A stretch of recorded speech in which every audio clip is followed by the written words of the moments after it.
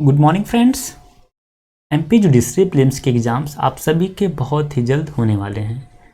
इस दृष्टिकोण से हम आपकी तैयारी और कॉन्सेप्ट बिल्डिंग के लिए एक सीरीज स्टार्ट कर रहे हैं, जिसमें हम सभी 2015 से लेकर 2021 तक प्रीवियस ईयर के सारे question paper as it is discuss करेंगे।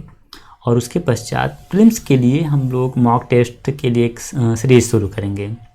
So let's start from motivational quotes कि सफलता की सबसे खास बात है जो मेहनत करने वालों पर अपनी जान लुटाती है। ये आपकी मेहनत, आपका संघर्ष एक दिन आपके जज बनने के सपने को पूरा करेगा और आपके माँ बाप को आप पर गर्व महसूस कराएगा। So let's start from the first question. The appropriate writ issued by the court to quash the appointment of a person to a public office is that of option 1 is prohibition, option 2 quo warranto, option 3 certiorari and option 4 is mandamus। तो correct answer क्या है इस question का? तो correct answer है option 2 quo warranto। तो जब किसी पब्लिक ऑफिस पे कोई व्यक्ति काम करता है तो उसके अपॉइंटमेंट से रिलेटेड अगर कोई क्वेश्चन कोर्ट में जाता है तो कोर्ट उसके लिए को वारंटो की रिट जारी करता है। अब देखते हैं इस क्वेश्चन से रिलेटेड जितने इंपॉर्टेंट क्वेश्चन बनते हैं हम सारे क्वेश्चन को डिस्कस करेंगे। तो the first question of the question is that in which article Supreme Court and High Court has power to issue writ petition. तो जैसा कि हम सभी जानते हैं, बहुत ही पॉपुलर क्वेश्चन, एकदम हलवा क्वेश्चन है कि आर्टिकल 32 में सुप्रीम कोर्ट को पावर है रिट जारी करने का और हाई कोर्ट को आर्टिकल 226 में रिट जारी करेगा। चलिए, हैबियस कॉर्पस क्या होता है? तो जब किसी व्यक्ति को इलीगली अगर डिटेन कर लिया जाता है, इलीगली अगर डिटेन कर लिया जाएगा तो उसको कोर्ट में उपस्थित कराने के लिए कोर्ट हैबियस कॉर्पस की रिट जारी करता है। और मैंडेमस क्या होता है? तो मैंडेमस बेसिकली इसे कहते हैं, it is also called writ of justice. Mandamus is a judicial order issued in the form of a command to any constitutional, statutory और non statutory authority asking to carry out a public duty. Provision क्या होता है? Provision is an order to an inferior court और quasi judicial body to keep themselves within the limits of their jurisdiction. And option question number 4 is सर्सियोररी। सर्सियोररी में क्या होता है? Basically इसको कहते हैं टू बी सर्टिफाइड होना। तो जो लोअर अथॉरिटी होती हैं उनके पास अगर कोई केस पेंडिंग होता है तो उस केस को पेंडिंग को अपने पास मंगाने के लिए कोर्ट सर्सियोररी की रिट जारी करेगा। या फिर कोई अगर ऑर्डर पास किया है इस लोअर कोर्ट ने तो इसकी लीगैलिटी के लिए, इसकी वैलिडिटी के लिए check out the validity of the order, court certiorari की रिट जारी करेगा। और को वारंटो में तो वही कि आप किस अथॉरिटी से काम कर रहे हैं तो को वारंटो की रिट जारी करता है। चलिए दूसरा क्वेश्चन देखते हैं। Where a law is made by state legislature on the subject enumerated in the concurrent list with the assent of the president, ये बहुत इंपॉर्टेंट है, repugnant to the earlier law made by parliament, then law so made by the state. Option 1 shall prevail in the state, option B shall not prevail in the state, option 3 shall prevail but with the permission of Supreme Court, and option 4 is shell prevail but with the permission of high court. तो correct answer क्या है इस question का? शैल prevail in the state. अब मान लीजिए अब कोई स्टेट लेजिस्लेचर कोई लॉ बनाता है और लॉ बनाता है तो वो कंकरेंट लिस्ट पे, कंकरेंट लिस्ट में आप सभी लोग जानते हैं कि सेंट्रल गवर्नमेंट और स्टेट गवर्नमेंट उस विषय पर लॉ बना सकता है।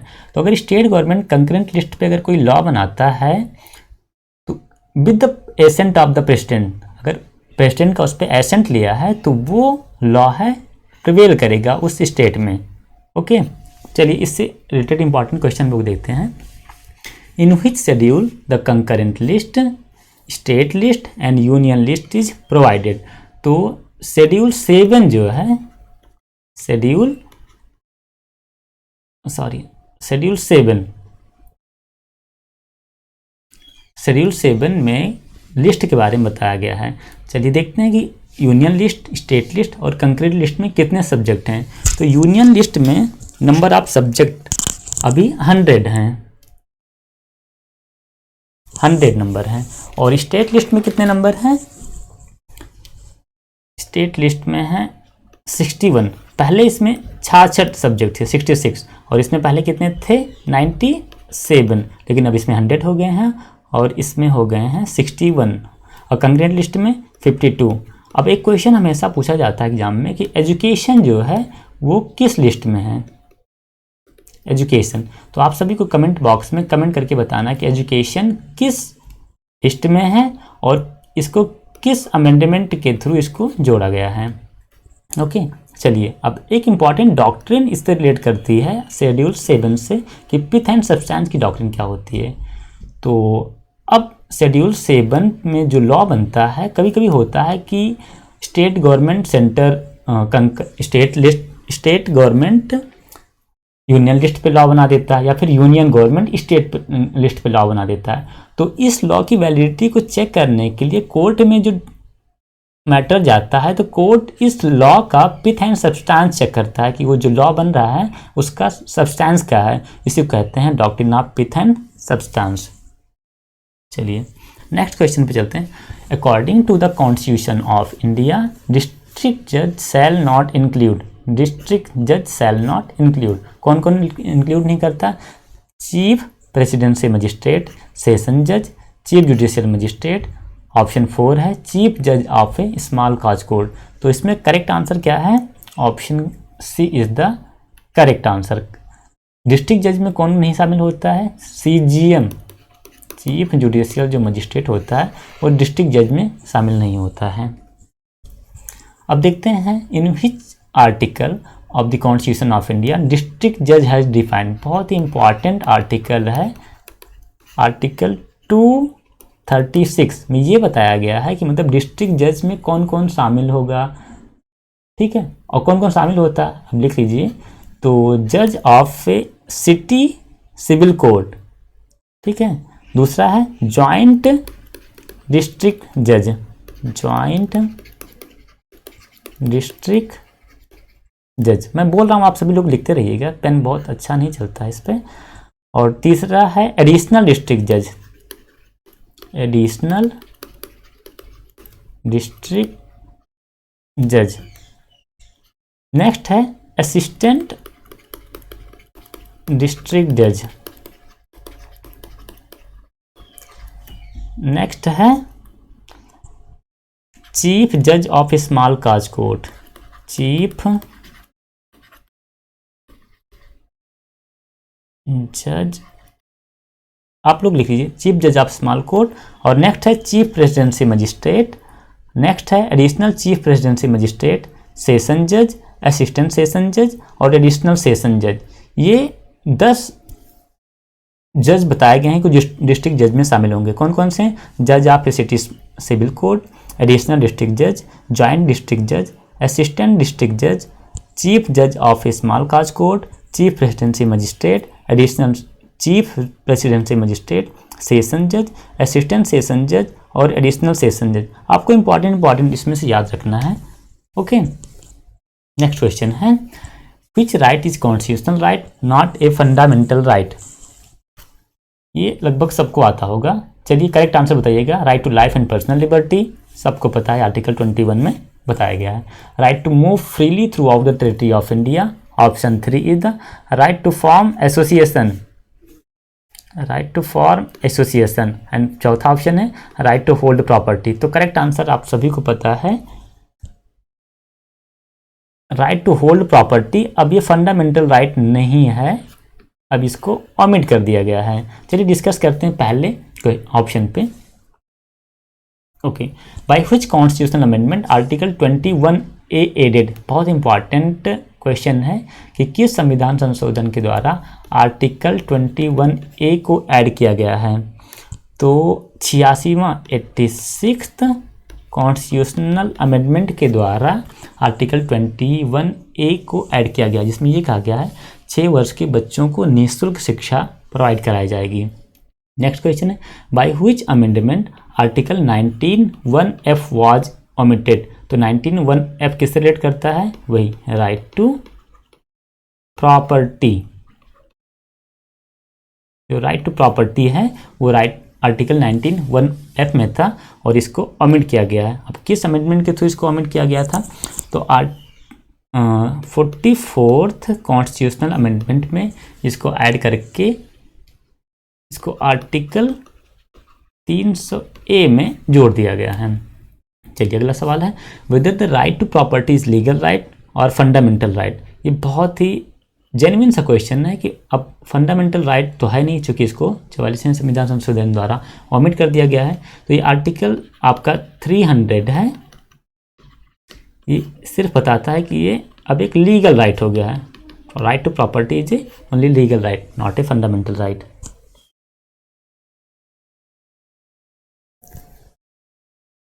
ऑप्शन नंबर 5, एक मिनट, इससे रिलेटेड हम कुछ देख लेते हैं कि आर्टिकल किस किस आर्टिकल में इसको दिया गया है। तो right to move freely throughout the territory of India, right to form association, right to hold property. तो आर्टिकल 19(1)(a में ये बताया गया freedom of speech and expression, इसको आप लोग लिखिए, इंपॉर्टेंट है। बी में क्या है, to assemble peacefully and without arms, peacefully, okay. C में क्या है, टू फॉर्म एन एसोसिएशन और यूनियन, एन एसोसिएशन और यूनियन। डी में क्या है, to move freely throughout the territory of India, to move freely throughout the territory of India. और है आपका E, to reside and settle any part of territory, E में इसको बताया गया है। एफ ओमिटेड कर दिया गया है। और जी है, इंपॉर्टेंट है, आपको याद रखिएगा, to practise any profession or to carry on any occupation. ठीक है, ये इतने सारे आर्टिकल 19 में है, ये आपको सारे याद रखने हैं। आर्टिकल 19(1)(a में क्या है, freedom of speech and expression. Article 19(1)(b में है to assemble peacefully and without arms. Option C में है टू फॉर्म एसोसिएशन और यूनियन।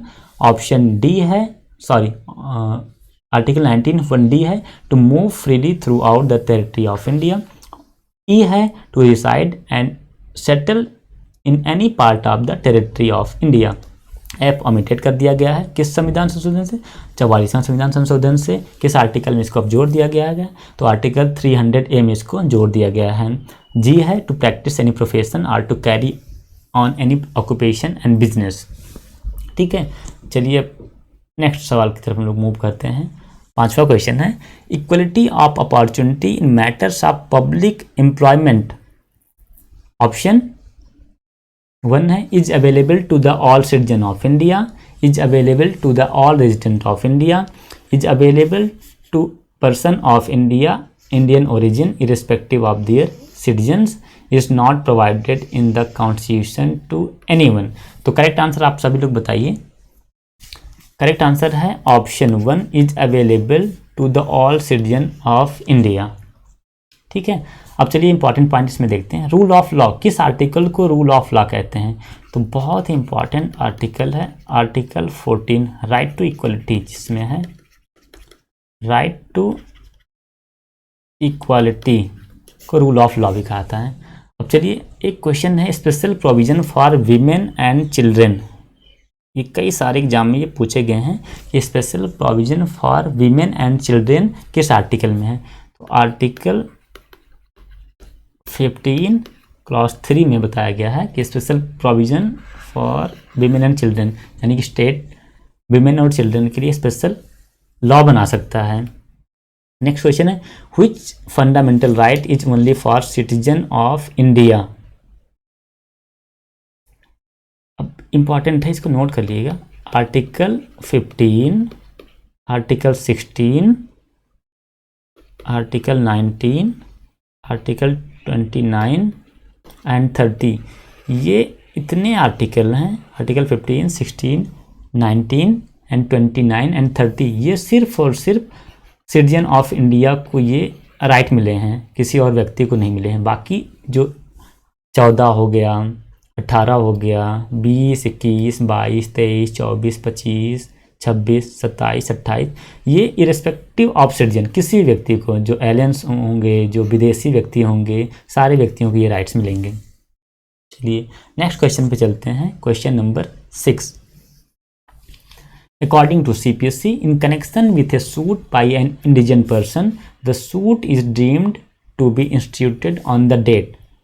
Option 1 क्या है? When the application for leave to see as a pauper is made. Option B, when such application is admitted. Option 3, when such application is rejected. Option 4, when the issues are framed. तो correct answer है option 1। Option 1 is the correct answer. Option B 3 and 4 ये गलत answer है। चलिए देखते हैं important question. Which order relates to suit filed by the indigent person. तो order 33 जो है वो बताता है इंडिजेंट पर्सन सूट फाइल कर सकता है, ऑर्डर 33। नेक्स्ट क्वेश्चन है which order deals with suit by और against minor and person of unsound mind. Order 32 याद रखिएगा। Which order? ऑर्डर 32 में बताया गया है कि माइनर और अनसाउंड पर्सन के अगेंस्ट में सूट फाइल किया जा सकता है, ऑर्डर 32। और हु इज़ नेक्स्ट फ्रेंड, ये अक्सर एग्जाम में मेंस के आपके एग्जाम में पूछा जाता है कि नेक्स्ट फ्रेंड कौन होता है। तो बेसिकली जो एक माइनर बच्चा होता है, व्यक्ति होता है, वो ना तो केस फाइल कर सकता है, neither he can sue nor he can be sued. तो उसके बिहाफ पे जो कोई व्यक्ति उसके बिहाफ पे केस फाइल करेगा तो उसको हम लोग कहेंगे नेक्स्ट फ्रेंड। ठीक है, तो indigent person against minor and unsound person and next friend, ये तीनों क्वेश्चन बहुत इंपॉर्टेंट हैं, आप याद रखिएगा।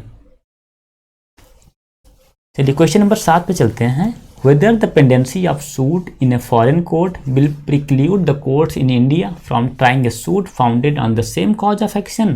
Option A, yes. Option B, no. Option C, it will depend upon the nature of the suit. Option 4, finding will be based on evolution of the suit. तो correct answer है option B, no. Important question क्या है इसमें? What is pendency of suit. Pendency of suit किसे कहते हैं? तो pendency of suit और proceeding is that period during which a suit remains before a court for its final clearance. The pendency of suit begins from the date on which the plaint is presented and terminates on the date when final decree is passed by the court. जब तक final decree नहीं पास होती है तब तक suit pending माना जाएगा। Foreign code किस में डिफाइन किया गया? तो सेक्शन 25 में 25 फॉरेन कोड बताया गया है, डिफाइन किया गया है। और क्वेश्चन सेक्शन 26 और सेक्शन 13 में बताया गया है कि फॉरेन जजमेंट क्या होता है। ठीक है, तो 25 में फॉरेन कोड बताया गया है और 26 में फॉरेन जजमेंट डिफाइन किया गया है। अगला क्वेश्चन है the provision of res judicata also apply to the execution proceeding of a decree. Option 1 yes, option B no, option 3 only applies to the suit, option 4 not apply if objection raised by judgment debtor. Correct answer क्या है इसका? Option A yes. अब ये बताइए what is race judicata क्या होता है, race sub judice क्या होता है, in which section constructive res judicata क्या होता है। ये अक्सर ये कुछ क्वेश्चन है, ये दोनों ऊपर के जो क्वेश्चन हैं दोनों, ये आपके मेंस के एग्जाम में बहुत इंपॉर्टेंट हैं और पीटी में पूछ लेता है किस सेक्शन में बताया गया है। और ये कंस्ट्रक्टिव रेस जुडिकेटा ये पीटी का बहुत ही फेवरेट क्वेश्चन है। तो रेस जुडिकेटा क्या होता है? तो res judicata is the doctrine which operates as a bar on the jurisdiction of a court to try a suit which has been conclusive decided by the court with the same parties, same subject matter and same title. And sub judice क्या होता है? Sub judice is a stay of suits where things are under consideration or pending adjudication by a court. जब court में case pending होता है उसको race सब जुडिस कहते हैं, और जब केस डिसाइडेड होता है सेम कोर्ट के द्वारा, सेम पार्टी रहेगा, सेम सब्जेक्ट मैटर होगा, तो उस पर दोबारा केस फाइल नहीं हो सकता, इसको रेस जुडिकेटा कहते हैं। ठीक है। और कंस्ट्रक्टिव रेस जुडिकेटा किस सेक्शन में बताया गया है? तो सेक्शन 11 याद रखिएगा, एक्सप्लेनेशन 4 कंस्ट्रक्टिव रेस जुडिकेटा बताया गया है। Question number 9, in case of a public nuisance, a suit for declaration and injunction may be instituted by 2 persons with the leave of the court. Option B, 2 persons having obtained oral consent of the Advocate General. Option 3, 2 persons having obtained written consent of the Advocate General. Option 4, 2 persons without leave of the court. तो correct answer है 2 persons with the leave of the court। ये correct answer है। अब question है, in which section of CPC legal provision given suits relating to public nuisance. तो section 91 में nuisance के बारे में बताया गया, पब्लिक न्यूसेंस। अब यही पब्लिक न्यूसेंस आपको सीआरपीसी में भी मिलता है, तो चलिए बताइए सीआरपीसी में किस सेक्शन में डिफाइन किया गया है? तो सेक्शन 268 में पब्लिक न्यूसेंस के बारे में डिफाइन किया गया है।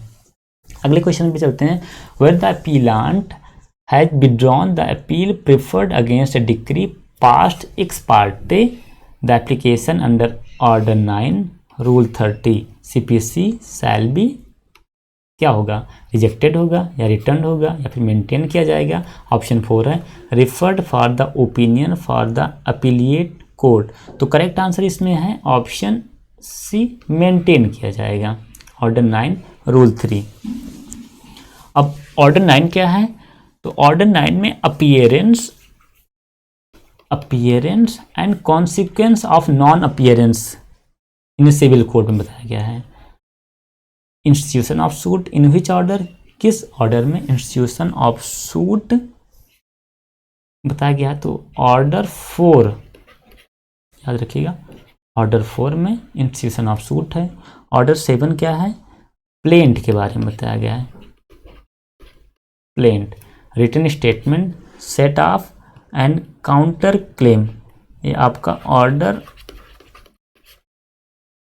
8 में है, ये प्लेंट 7 में है, इंस्टीट्यूशन ऑफ सूट 4 में है, और आपका व्हाट इज ऑर्डर 9? ऑर्डर 9 है appearance and consequence of non appearance in civil suit. चारों क्वेश्चन अच्छे से याद करिएगा। चलिए क्वेश्चन नंबर 11 देखते हैं, whether a minor on attaining majority में if a sole plaintiff apply that a suit instituted in his name by next friend be dismissed on the ground what that it was unreasonable for improper. Option 1 no, option B with the consent of the next friend, option 3 yes, and option 4 joint application will lie with next friend. तो option 3 जो है ये आपका correct answer है। अब देखते हैं,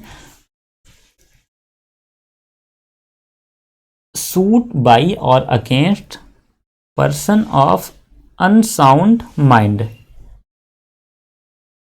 ये तो ऑर्डर आपका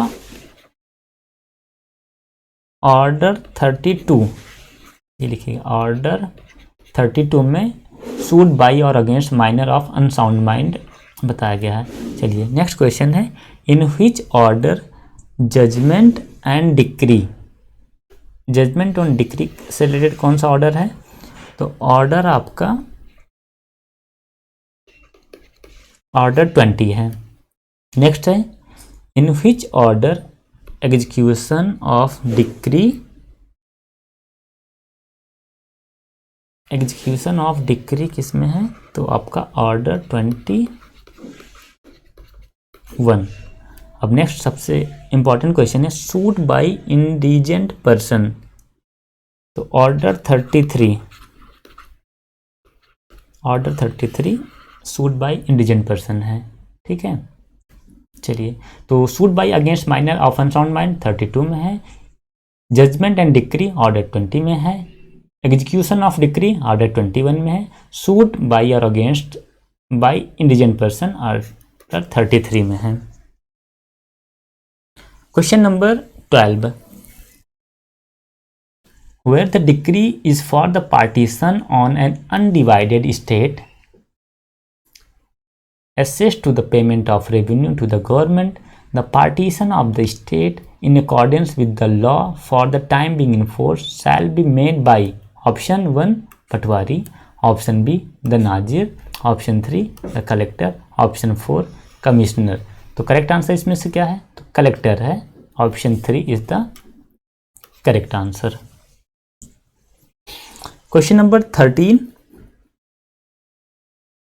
no order for detention of the judgment debtor in civil prison in execution of a decree for the payment of money shall be made where the total amount of the decree does not exceed option A 5,000 rupees, option B 1,000 rupees, option 3 2,000 rupees and option 4 is 5,000 rupees। तो option 3 is the correct answer। 2,000 rupees से ज़्यादा नहीं होना चाहिए। Question number 14, pleading means क्या होता है? Pleading option 1 है प्लेंट और रीजॉइंडर। बहुत ही सिंपल क्वेश्चन है, प्लेंट और रीजॉइंडर। ऑप्शन 2 प्लेंट और written statement and option 3 plaint और written statement of rejoinder and option 4 plaint alone. तो करेक्ट आंसर है प्लेंट और रिटन स्टेटमेंट प्लीडिंग होता है। In which order and rule CPC defines pleading as a plaint और written statement?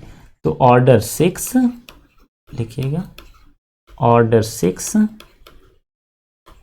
Rule 1 है जिसमें pleading as a plaint और written statement बताया गया है। Question number 15, order rejecting plaint under order 7 rule 11 of CPC is a decree. Option B is an order, option 3 is a deemed decree and option 4 is an interim order. तो option 1 is the correct answer, is a decree.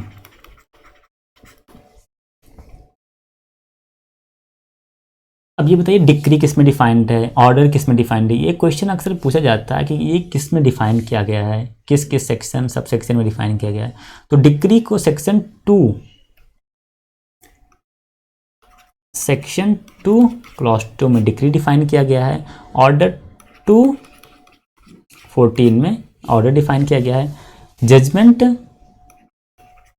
2:9, अब mean profit है आपका 2:12। ठीक है, तो mean profit 2:12 में define किया गया है। जजमेंट डिफाइन किया गया है 2:9 में, ऑर्डर 2:14 में और डिक्री 2:2 में डिफाइन किया गया है। अगले सवाल की तरफ मूव करते हैं हम लोग। Question number 16, provisions of section 53A of the transfer of property act 1882 the rights of a transferor for consideration shall not be affected. ठीक है, तो ऑप्शन क्या है? Who is gratuitous transferee, who has notice to the contract. Option 3 who has no notice of the contract. Option 4 whether he has notice of the contract और no notice of the contract. तो option C है, option 3 who has no notice to the contract is a correct answer. अब देखते हैं section 53 में क्या define किया गया है। तो section 53 deals with fraudulent transfer. Fraudulent transfer.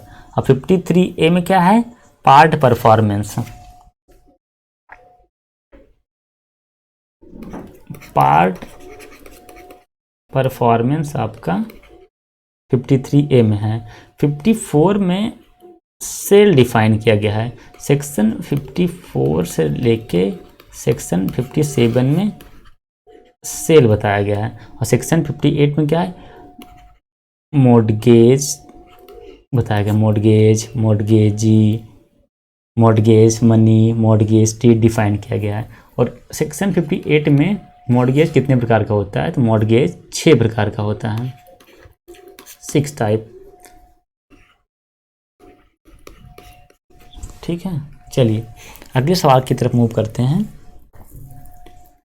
A lets farm to B on condition that he shall walk 100 miles in an hour. Option 1, the lease is void. Option B, lease can be executed if B walks 100 miles in an hour. Option 3, lease can be executed. And option 4, conditional transfer can be made. So option 1 is the correct answer. The lease is void. In which section lease is defined? So section 105, section 105 में lease को define किया गया है। Lease के साथ साथ इसमें laser हो गया, लेसी, प्रीमियम और रेंट को भी डिफाइन किया गया है। डिटर्मिनेशन ऑफ लीज किस सेक्शन में, तो सेक्शन 111 में डिटर्मिनेशन ऑफ लीज, यानी कि लीज कैसे समाप्त होगा, डिटरमाइन होगा। Lease relates to which property, movable और इमूवेबल प्रॉपर्टी। तो लीज हमेशा आपको याद रखना है, ये इमूवेबल प्रॉपर्टी का लीज होता है। अगर मूवेबल प्रॉपर्टी का लीज होगा तो उसको क्या कहेंगे हम लोग उसको बोलेंगे बेलमेंट बोलते हैं। बेलमेंट किस में डिफाइंड है, section 148 of Indian contract act में। ठीक है, चलिए अगले सवाल की तरफ चलते हैं। इन which section lease how made is given. Section 107 में lease how made is given. तो एक बार हम लोग फिर से रिवाइज कर लेते हैं। लीज 105 में डिफाइन किया गया है। डिटर्मिनेशन ऑफ लीज सेक्शन 111 में है। Lease is of what property, हमेशा लीज इमूवेबल प्रॉपर्टी का होता है। और lease how made section 107। Question number 18, if the tenancy of an immovable property is monthly, then in order to terminate the lease of it, a notice of which period shall be given? Option 1, 1 month. Option 2, 2 month. Option 3, 6 month. Option 4, 15 days. ये बहुत important सवाल है, इसमें से बहुत question पूछे जाते हैं, बहुत सिंपल है, आपको याद रखना। तो इसका करेक्ट आंसर है 15 डेज। Option 4, 15 days. अगर मंथली लीज होता है तो वहाँ पर 15 डेज का नोटिस होगा। अगर एग्रीकल्चर है या फिर मैन्युफैक्चरिंग है, लीज है, तो 1 साल का है, ईयरली है, तो वहाँ पर 6 महीने का नोटिस होगा। ठीक है, चलिए टर्मिनेशन ऑफ लीज और ड्यूरेशन ऑफ लीज सेक्शन 106 में डिफाइन किया गया है। सेक्शन 106। ठीक है, तो lease from year two year shall be terminable by how many months notice. मैंने बताया अगर ईयर टू ईयर है तो आपको 6 मंथ का नोटिस देना पड़ेगा। 6 मंथ बिफोर नोटिस आपको सर्व करना होगा। ऑप्शन क्वेश्चन नंबर 3 है lease from month two month है तो आपको 15 डेज का नोटिस देना पड़ेगा। और नोटिस किस में डिफाइंड है, नोटिस सेक्शन 3 में नोटिस को डिफाइन किया गया, सेक्शन 3।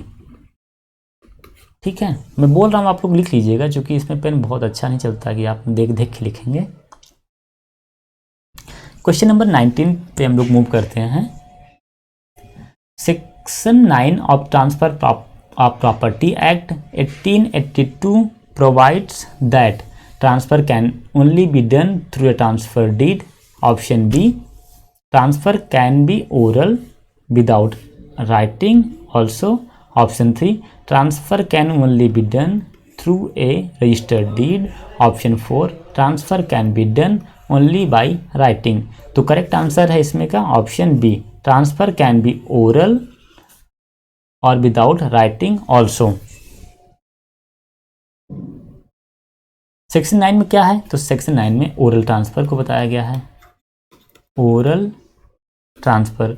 सेक्शन 7 में पर्सन कॉम्पिटेंट टू ट्रांसफ़र, कौन कौन से पर्सन कॉम्पिटेंट होंगे ये सेक्शन 7 बताता है।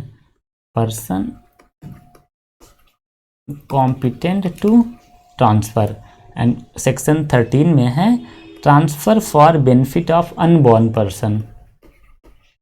अनबॉर्न पर्सन से अगर रिलेटेड कोई ट्रांसफ़र होता है तो उसको सेक्शन 13 डील करता है। सेक्शन 14 है, इम्पॉर्टेंट है, बहुत इंपॉर्टेंट, ये सारे सेक्शन बहुत इंपॉर्टेंट है। आपको इसका मार्जिनल नोट याद करके रखना है कि किस सेक्शन में क्या डिफाइन किया गया है। सेक्शन 4 में है रूल अगेंस्ट परपेचुटी। परपेचुटी मतलब होता है कि एकदम लगातार, मैंने आपको ट्रांसफ़र किया, उसके बाद फिर कहा मैंने आपको ट्रांसफ़र किया, उसके बाद बी को, फिर सी को, फिर डी को, फिर ई को, लगातार हम ट्रांसफ़र किसी भी प्रॉपर्टी को नहीं कर सकते हैं। इसीलिए सेक्शन 14 ये प्रोवाइड करता है रूल अगेंस्ट परपेचुटी। चलिए क्वेश्चन नंबर 20 पर हम लोग चलते हैं। Under transfer of property, if the donor dies before acceptance of the gift by donee, option 1 the gift is valid, option 2 the gift is void, option 3 the gift is voidable, option 4 none of the above. तो option correct answer क्या है? The gift is void. Option B सही है। चलिए important point, section 122 में क्या define किया गया है? तो गिफ्ट को डिफाइन करता है, gift defined in section 122। Section 127 में है onerous gift, onerous gift define किया गया है। सेक्शन 128 में यूनिवर्सल गिफ्ट है, यूनिवर्सल गिफ्ट है। सेक्शन 129 में है donation of mortis Kaza, donation of mortis Kaza is given. ठीक है, चलिए एक बार आप लोग फिर से देख लीजिए। सेक्शन 122 में गिफ्ट डिफाइन किया गया है, सेक्शन 127 में ओनरस गिफ्ट डिफाइन किया गया है, सेक्शन 128 में यूनिवर्सल डोनी के बारे में बताया गया है, और सेक्शन 129 है donation of mortis Kaza. Question number 21 है under Indian contract act an agreement which is enforceable by law at the option of one of more of the parties thereto but not at the option of the other is, option 1 is illegal agreement, option B void agreement, option 3 a valid agreement and option 4 is a voidable contract। तो option जो 4 है ये correct answer है, voidable agreement. Voidable agreement में होता क्या है कि एक व्यक्ति के ऑप्शन पे आप एग्रीमेंट को वाइड करा सकते हैं, वाइड एग्रीमेंट में तो एग्रीमेंट होता ही नहीं है। ठीक है, चलिए Indian contract act shall come into force on the date, किस डेट से आपका इंडियन कॉन्ट्रैक्ट एक्ट इन्फोर्सेबल है? तो 1 सितंबर 1872 में इंडियन कॉन्ट्रैक्ट आपका इन्फोर्सेबल है। वाइडेबल कॉन्ट्रैक्ट किसमें डिफाइन किया गया है? तो voidable contract section 2I, contract किसमें? Section 2H, void agreement section 2G, और एग्रीमेंट किसमें डिफाइन किया गया है? तो सेक्शन 2E। ये सारे आपको डेफिनेशन याद रखने कि एग्रीमेंट होता क्या है, वाइड एग्रीमेंट क्या होता है। खासकर पीटी के लिए ये सारे क्वेश्चन बहुत ही रेलिवेंट होते हैं कि किस डेफिनेशन में किसको डिफाइन किया गया है। और ये जो क्वेश्चन है किस डेट को इन्फोर्सिबल होता है, तो ये सारे क्वेश्चन भी लगभग 1-2 क्वेश्चन आपके पूछ लिए जाते हैं कि हर एक एक्ट से कि किस डेट को इन्फोर्सिबल किया गया है। तो 1 सितंबर 1872 को आपका इंडियन कॉन्ट्रैक्ट एक्ट इन्फोर्सिबल है। Question number 22, if the time of performance of the contract is the essence of the contract and the promisor fails to perform the contract by the specified time, option 1 the contract becomes enforceable, option 3 contract remains valid and enforceable, option 4 the contract becomes voidable at the option of promise। तो question number 20 का option 4 correct answer है। Question number 23 पे चलते हैं। Under Indian contract act an agreement to remain unmarried is. अगर कोई व्यक्ति आपसे ये कहता है कि आप अनमैरिड रहिए, हम इस पर एग्रीमेंट करते हैं, तो ये क्या होगा? तो ये वाइड होगा। सेक्शन आपका किसमें? सेक्शन 26 में ये बताया गया है agreement in restraint of marriage is void. But एक क्वेश्चन ये भी पूछा जाता है कि अगर माइनर एग्रीमेंट करता है तो उसका एग्रीमेंट क्या होगा? तो वो वाइड नहीं होगा, वो वैलिड होगा। चलिए, section agreement in restraint of marriage section 26 में आपका agreement in restraint of marriage है। Agreement in restraint of trade वो इस सेक्शन 27 में बताया गया है कि agreement in restraint of trade is void but sold of goodwill is an exception. ये भी आपको याद रखना, जो एक्सेप्शन होते हैं अक्सर एग्जाम में पूछते हैं। तो agreement in restraint of marriage है तो माइनर उसका एक्सेप्शन है। Agreement in restraint of trade wide होता है, तो सोल्ड ऑफ गुडविल अगर कोई व्यक्ति करता है तो वो एक्सेप्शन होगा। और agreement in restraint of legal proceeding है तो सेक्शन 28 कवर करता है। सेक्शन 28। सेक्शन 29 क्या है? तो एग्रीमेंट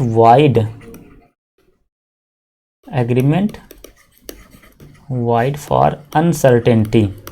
अगर आप कोई एग्रीमेंट करते हैं जो अनसर्टेन है, आपने कहा कि मुझे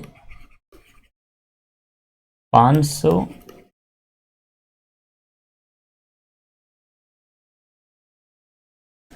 किसी अनसर्टेनिटी के बारे में अगर आप एग्रीमेंट करते हैं वहाँ पर, तो ऐसे एग्रीमेंट को वाइड एग्रीमेंट कहा जाता है। ठीक है, सेक्शन 29 ये बताता है। वेजिंग एग्रीमेंट आपका सेक्शन 30 में है। चलिए अगले क्वेश्चन चलते हैं। A hires a carriage of B, the carriage is unsafe though B is not aware of it and A is injured. Option 1, B is not responsible to A for the inquiry. Option B, B is responsible to A for the inquiry. Option 3, both are contributory negligent. Option 4, A himself is responsible. तो correct answer है B is responsible A for the inquiry. Option B is correct answer. Question number 25. A proposal when accepted becomes. जब किसी proposal को accept कर लिया जाता है तो क्या हो जाता है? Option 1 promise, option B agreement, option 3 contract and option 4 acceptance. तो प्रपोजल जब एक्सेप्ट कर लिया जाता है तो उसको प्रॉमिस कहते हैं। तो option 1 is correct answer.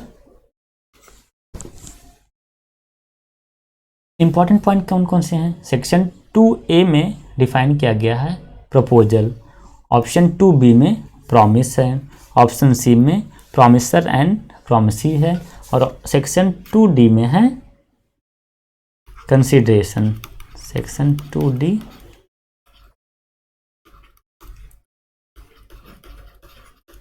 Consideration. 2A में प्रपोजल है, 2B में प्रॉमिस है, 2C में प्रॉमिसर एंड प्रॉमिसी है। Question number 26. Under Specific Relief Act, a suit for recovery of possession can be filed. Option 1, only in respect of movable property. Option B, only in respect of immovable property. Option 3, in respect of both movable as well as immovable property. And option 4, neither movable property nor immovable property. तो section 26 question number 26 का correct answer है option C, both in respect of both movable as a immovable property. Important point हैं, क्या क्या इससे important question बनते हैं। Specific relief act किस डेट को इन्फोर्सेबल है? तो 1 मार्च 1964 को स्पेसिफिक रिलीफ एक्ट इन्फोर्सेबल होता है। How many sections are in SRA, तो सेक्शन 44 सेक्शन हैं और 3 इसके भाग हैं, 3 पार्ट हैं। चैप्टर 8 हैं, चैप्टर 8 याद रखिएगा। Specific relief has section 44 section हैं, 8 चैप्टर हैं और 3 भाग हैं इसके। Let's see the question number 27। Under section 6 of specific relief act, by person disposes of immovable property shall not be brought। Option 1 है after the expiry of 1 year from the date of disposition. Option B है after the expiry of 6 months from the date of disposition. Option 3 after the expiry of the 3 months from the date of disposition. Option 4 है after the expiry of 6 weeks from the date of disposition. तो correct answer क्या है, तो option B है correct answer, after the expiry of 6 months from the date of disposition. Section 6 किससे deal करता है, तो सेक्शन 6 डील करता है disposition of immovable property, disposition of immovable property. Question number again question है against whom recovery of possession में incur, तो recovery of possession हमेशा ए प्राइवेट इंडिविजुअल के अगेंस्ट में इनकर करता है, against a private individual. Question number 28 है an injunction granted during the pendency of suit under 37 specific relief act 1963 is known as, क्या है, ऑप्शन 1 परमानेंट इंजंक्शन है, option B है mandatory injunction है, ऑप्शन 3 है टेम्पररी इंजंक्शन, ऑप्शन 4 है temporary injunction, option 4 none of the above कर दीजिए। तो टेम्पररी इंजंक्शन क्या होता है और मैंडेटरी इंजंक्शन क्या होता है, तो इसका ऑप्शन सी करेक्ट आंसर है, टेम्पररी इंजंक्शन। टेम्पररी इंजंक्शन क्या होता है, an injunction granted during the pendency of a suit under section 37 is known as a temporary injunction. Section 37। Perpetual injunction क्या होता है, it is granted to the plaintiff to prevent the breach of an obligation existing in his favour. Question number 29 an order और decree under section 6 of specific relief act is, option 1 appealable, option B reviewable, option 3 neither appealable nor reviewable and option 4 both appealable and reviewable. तो कौन सा option सही है, option 3 correct answer है।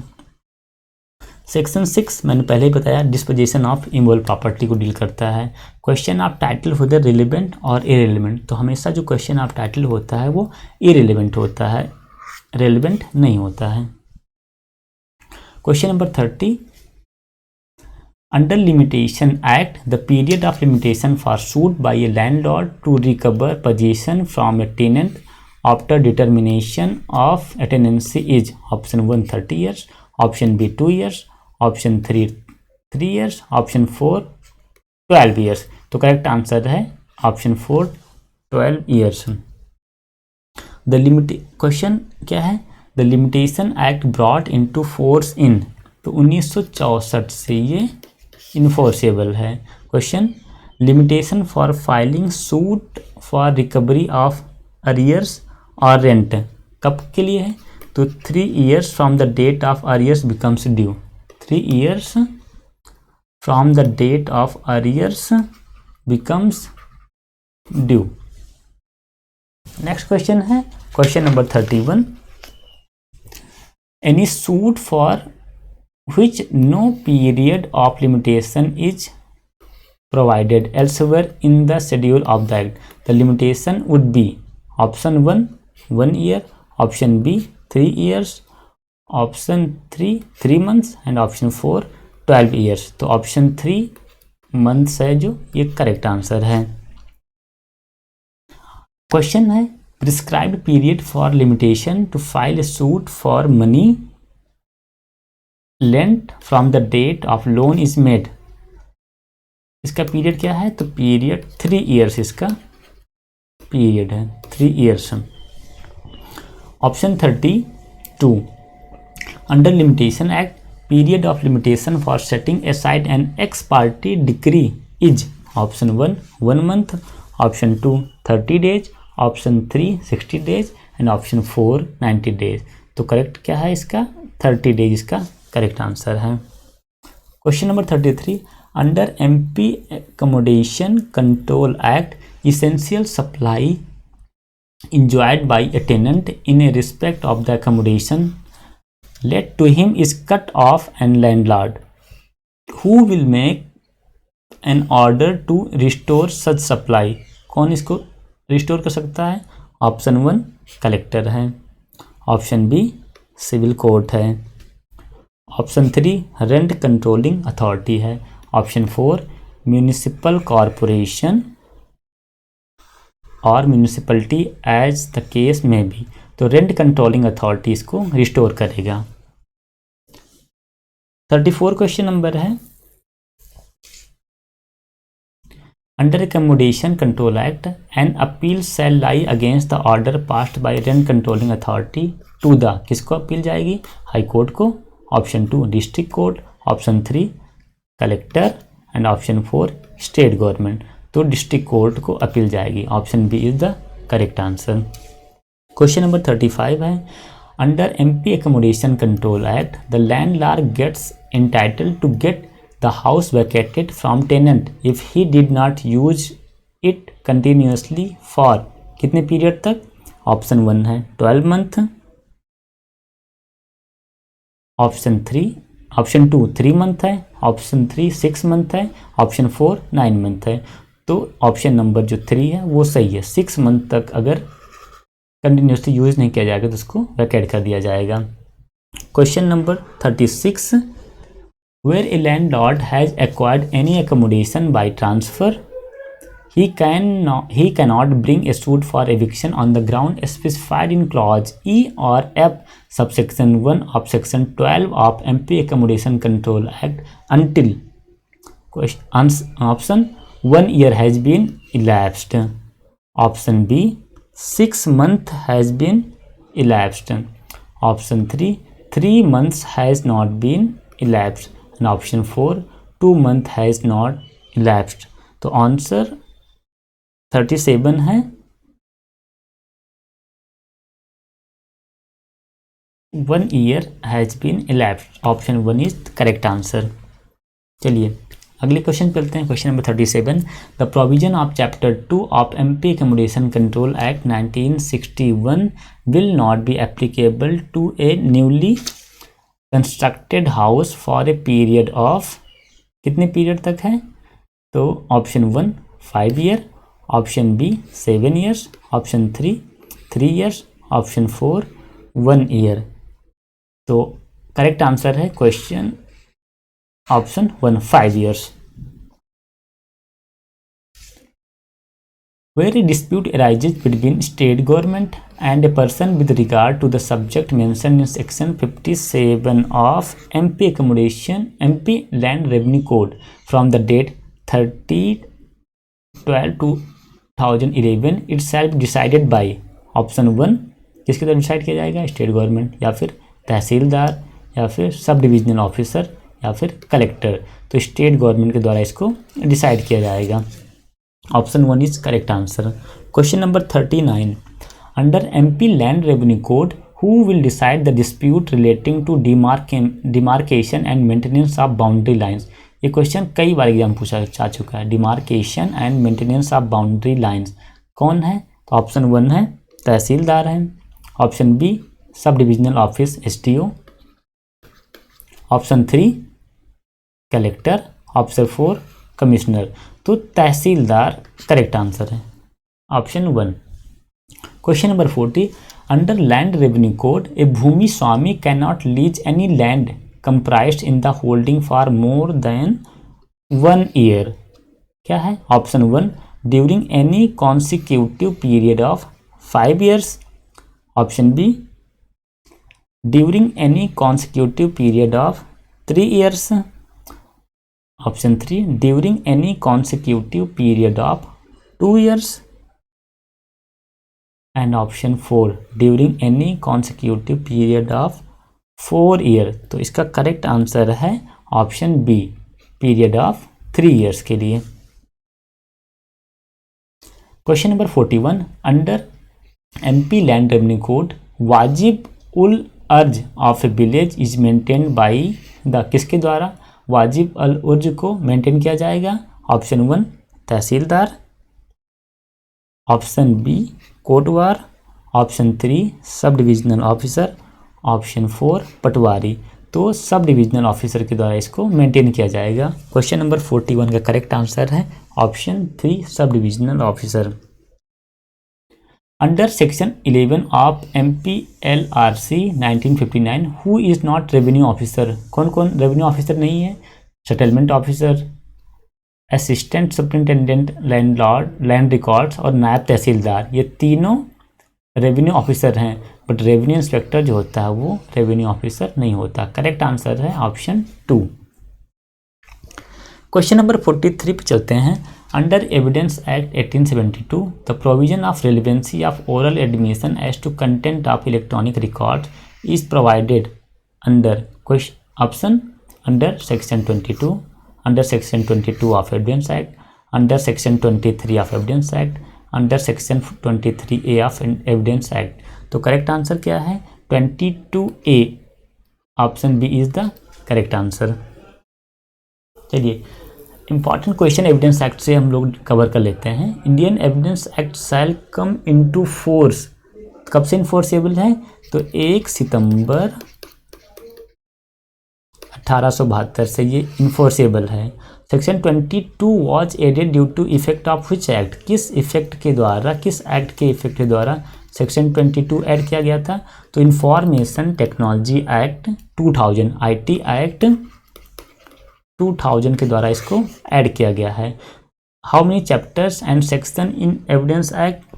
तो evidence act में 11 chapter हैं, 11 chapter हैं, 167 सेक्शन हैं और 3 पार्ट हैं इसके। ठीक है, ये एग्जाम पूछ लिया जाता है कितने सेक्शन हैं, कितने चैप्टर हैं? तो 167 सेक्शन हैं और 11 चैप्टर हैं। क्वेश्चन 22 किससे डील करता है? तो क्वेश्चन 22 आपका है ये oral admission as to content of document, oral admission as to content of documents are relevant. Section 23 किससे रिलेट करता है? सेक्शन 23 रिलेट करता है admission in civil cases when relevant, और इसकी डॉक्ट्रिन क्या है? इंटरेस्ट रिपब्लिके अट फिनिश लिटियम, यानी कि इंटरेस्ट ऑफ द लिटिगेशन को खत्म किया जाए जितना जल्दी हो सके, सेक्शन 23 ये डील करता है। चलिए क्वेश्चन नंबर 44 हम लोग डील करते हैं। Under Indian evidence act which one is not follow is not essential condition for admissibility of dying declaration. Dying declaration किस सेक्शन में? सेक्शन 32, बहुत इंपॉर्टेंट ये सेक्शन है। ऑप्शन 1 है the statement as to any of the circumstances of the case the transaction which resulted in his death. Option B, person making statement must be under expectation of death at the time of making such statement. Option 3, death of the person making dying declaration is must. And option 4, the statement must be as to the case of his death.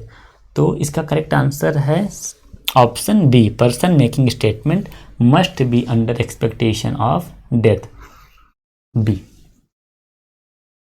चलिए dying declaration is given in which clause of section 32। चलिए अभी आपको पता है कि section 32 में dying declaration बताया गया है, लेकिन किस क्लॉज में ये बताया गया है? Dying declaration given in which clause? तो क्लॉज 2, सेक्शन 32 क्लॉज 2 में डाइंग डिक्लेरेशन के बारे में बात की गई है।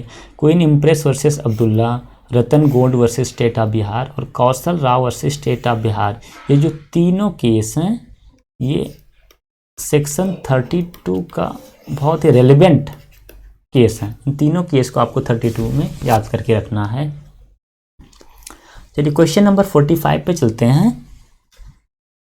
Section 159 of Indian evidence act. Section 159 क्या है? Option 1, the credit of witness may be impeached. Option B, courts power to disallow the indecent और scandalous question. Option 3, witness can refresh his memory. Option 4, to put any question as which might be put in cross examination by party to his own witness. तो option 3 correct answer है। Section 159 क्या है? Refreshing memory. Section 159 refreshment of memory है। चलिए refreshment of memory.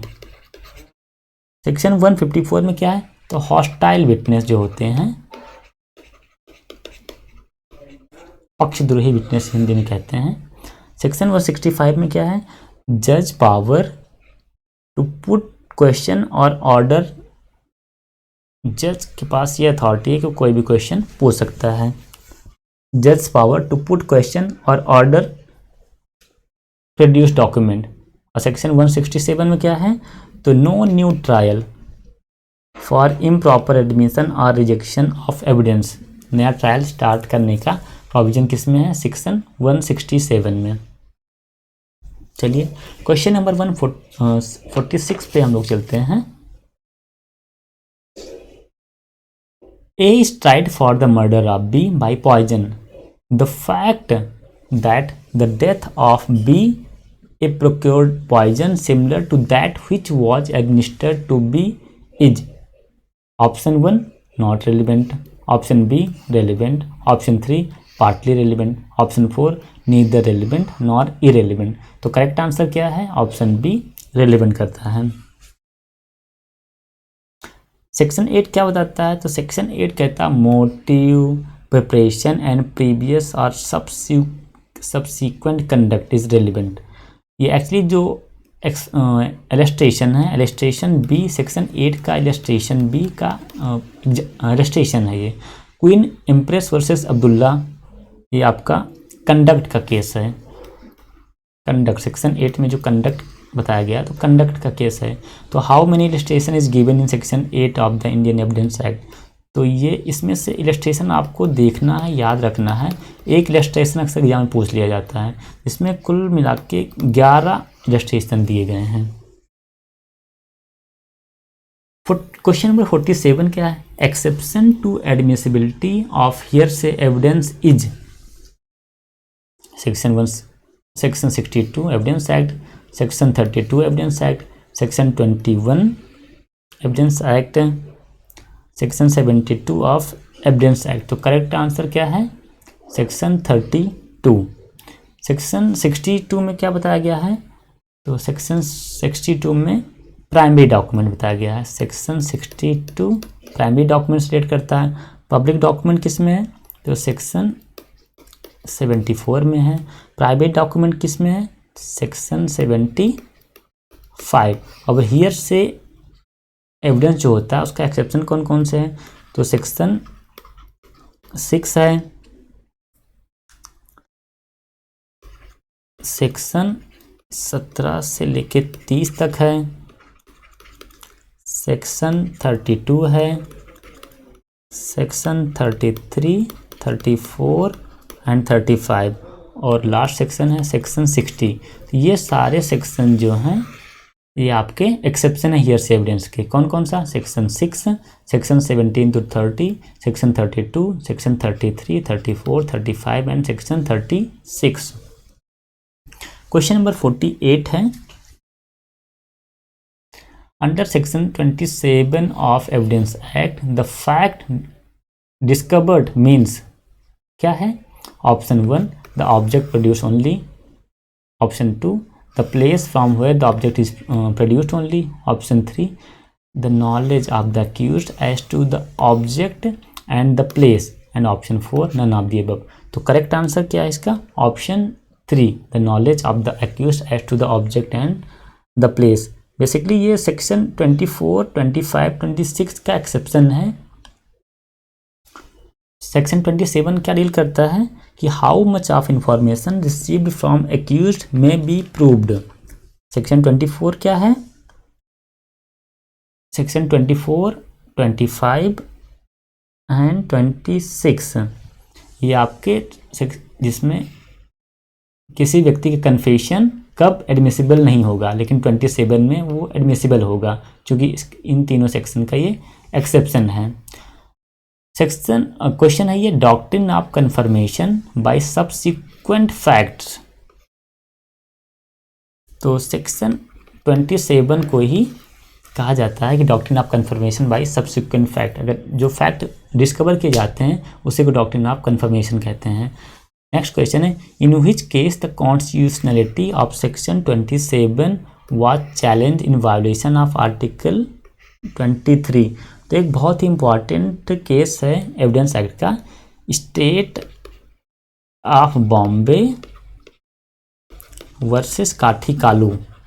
इस case में section 27 की validity को चेक करने के लिए केस फाइल किया गया था, और इससे 27 में एक केस है Selvi versus Karnataka, Pulukuri Kottaya versus emperor, state of UP versus Deomanu Upadhyaya. ये सारे केस सेक्शन 27 से हैं, जो कि बहुत इंपॉर्टेंट हैं।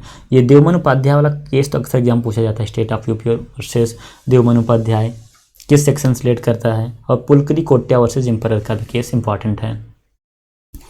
क्वेश्चन नंबर 49 पे हम लोग चलते हैं। Under Indian evidence act, evidence motive becomes more relevant in case based on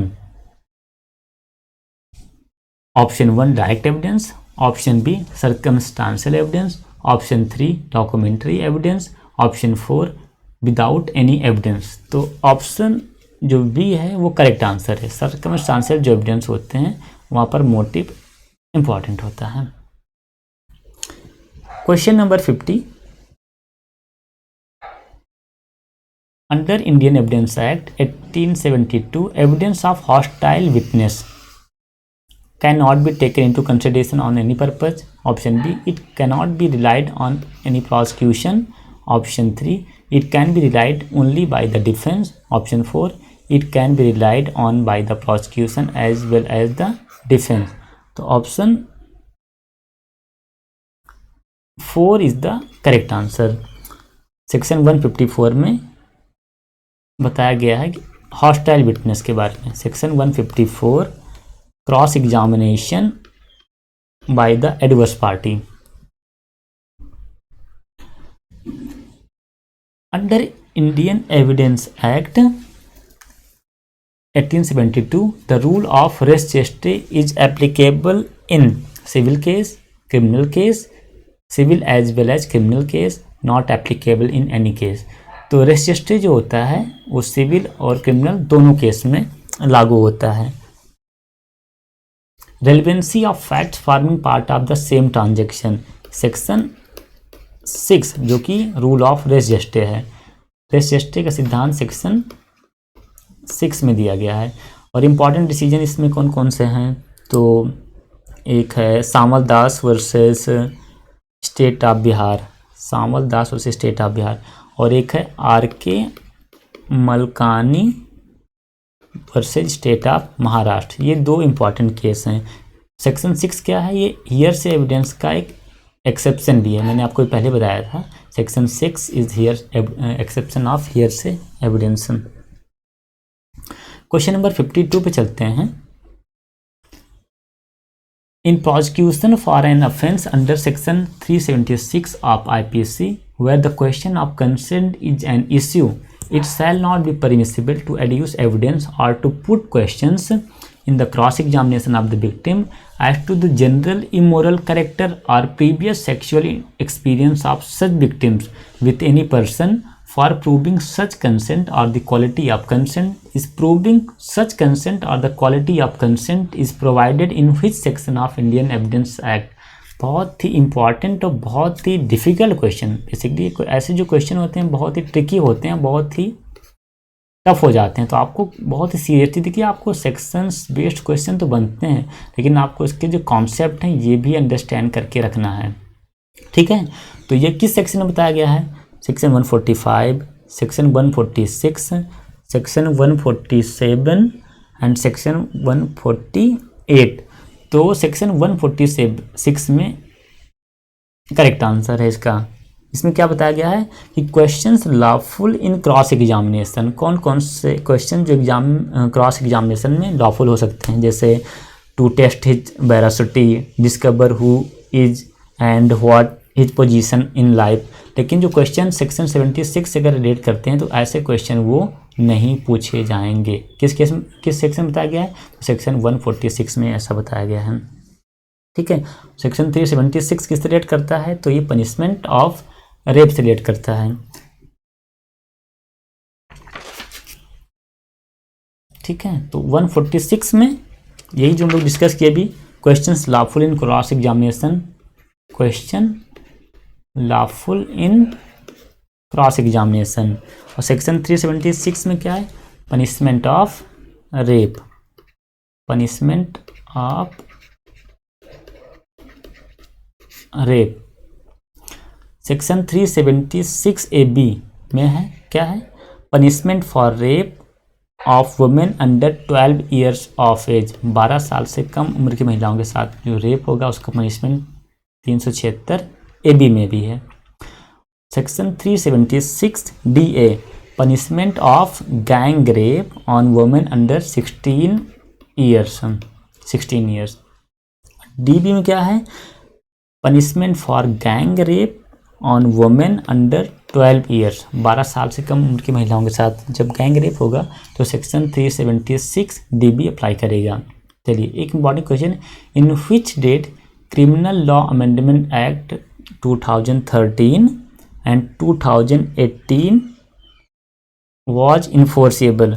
तो 2013 में जो अमेंडमेंट हुआ था वो 3 फरवरी 2013 से इन्फोर्सेबल है, और 2018 में जो अमेंडमेंट है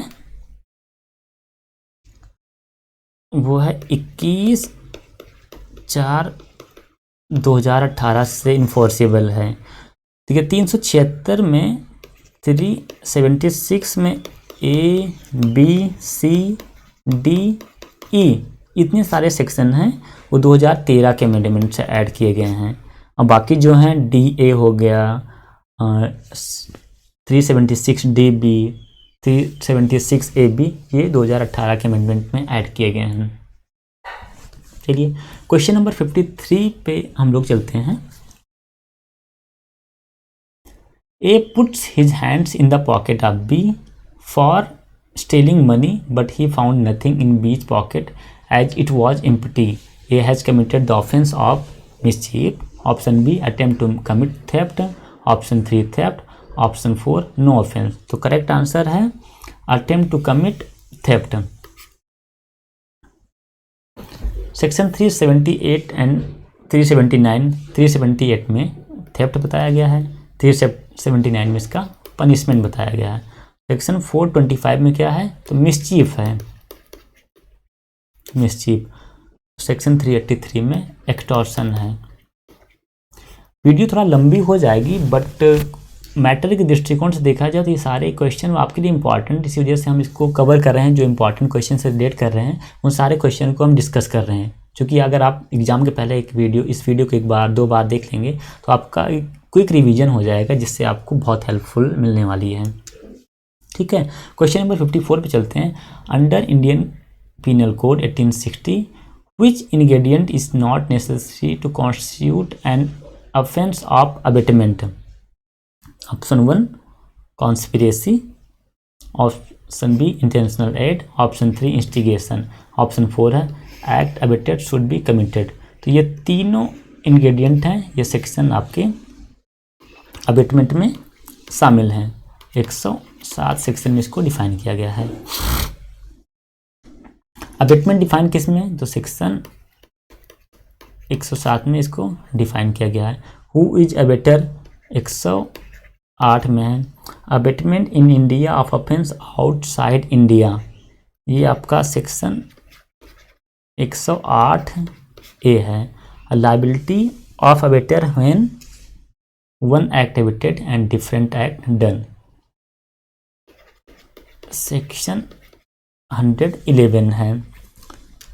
लास्ट क्वेश्चन है, abettor person present when offence is committed, section 114। Abetment 107 में डिफाइन किया गया है, अबेटर किस में 108 में, abetment in India of offence outside India 108A में, liability of a abettor when one act abetted and different act done, section 111, abettor person present when offence is committed, section 114। चलिए question number 55 पे चलते हैं। Two persons A and B fight with each other. A was having a blade with which A inflicts injury on the face of B, leaving a permanent scar on the face of B. A is guilty of causing, option 1, causing grievous hurt by sharp cutting object, option B, grievous hurt by rash and negligent act, option 3, simple hurt by sharp cutting object, option 4, simple hurt by rash और negligent act. तो correct answer क्या है, option 1।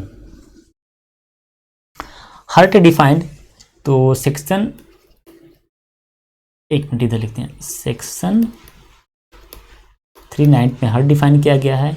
How many types are given in grievous hurt, तो 8 प्रकार की grievous hurt की बात की गई है। किस सेक्शन में, तो section 320। Punishment for voluntary causing grievous hurt, section 325। Section 376 और 376B में क्या है, तो voluntary causing grievous hurt by use of acid attack, acid attack है इसमें। 376B में क्या है, वॉलंटरी थ्रोइंग और अटेम्प्टिंग टू थ्रो एसिड। ये दोनों आपके सेक्शन है, ये 2013 अमेंडमेंट से इसको जोड़ा गया है। चलिए क्वेश्चन नंबर 56 पे चलते हैं। In which of the section of Indian penal code stalking of a women by any man is punishable, option 1, section 354A, option B 354B, option 3 354C, option 354D। तो 354 क्या है, तो assault or criminal force to women with intent to outrage her modesty. 354A में क्या है, sexual harassment and punishment. B में क्या है, तो आपका assault or use of criminal force to women with intent to disrobe. 354C में क्या है, तो वॉयरिज्म है।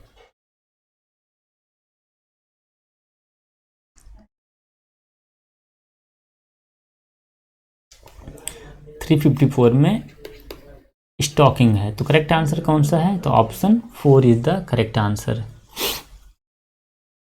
चलिए इन सब चीज़ों को हम डिस्कस कर चुके हैं। Which amendment section 354 ABCD was added, तो 2013 का जो अमेंडमेंट है जो कि 3/2/2013 से इन्फोर्सेबल है, उसके थ्रू इसको ऐड किया गया था। क्वेश्चन नंबर 57 देखते हैं।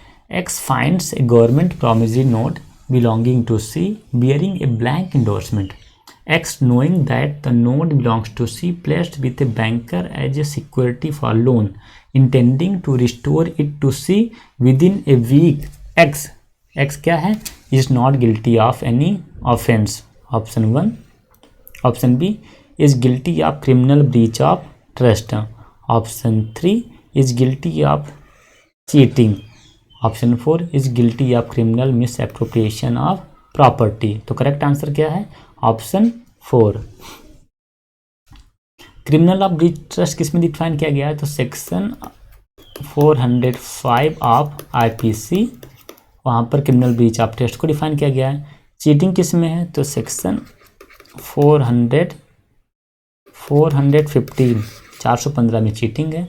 Dishonest misappropriation of property section 403 403। अगले क्वेश्चन की तरफ हम लोग मूव करते हैं। A finds the key to Y's house door which Y had lost and commits house trespass by entering Y's house having opened the door with that key. What offense has A committed? Option 1 lurking house trespass, option B criminal misappropriation, option 3 attempt to commit theft, option 4 house breaking. तो option 4 is the correct answer.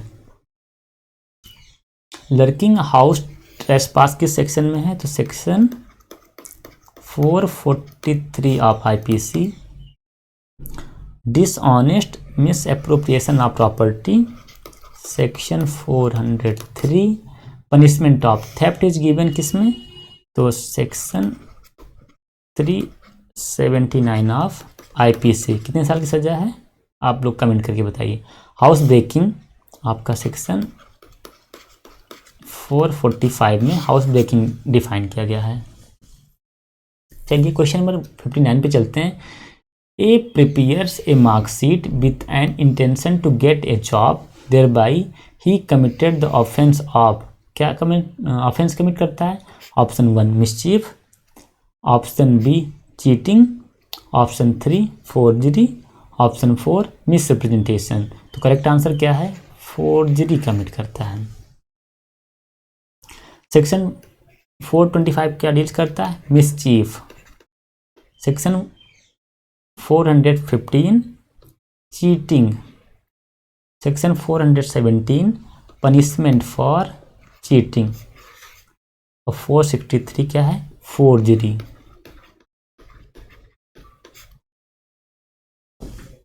चलिए अगले question पे चलते हैं। Question number 60। Nothing is an offence which is done by a child who is under 9 year, under 7 year, under 12 year, under 16 year. IPC का जो exception है इसमें से एक क्वेश्चन हमेशा बनता है, आपको सारे एक्सेप्शन को डीपली स्टडी करना है, एक एक पॉइंट आपको याद रखना है। तो section nothing is an offence, तो इसका करेक्ट आंसर है अंडर 7 ईयर्स ऑफ एज। इसको क्या कहते हैं? डोली इन कैपेक्स। अगर 7 वर्ष का कोई बच्चा रहता है, कोई अपराध करता है, तो उसके द्वारा कोई अपराध किया जाता है तो उसे कोई अपराध नहीं माना जाएगा। डोली इन कैपेक्स 7 ईयर के बच्चे के द्वारा जो ऑफेंस किया जाता है। Act of child under 7 years,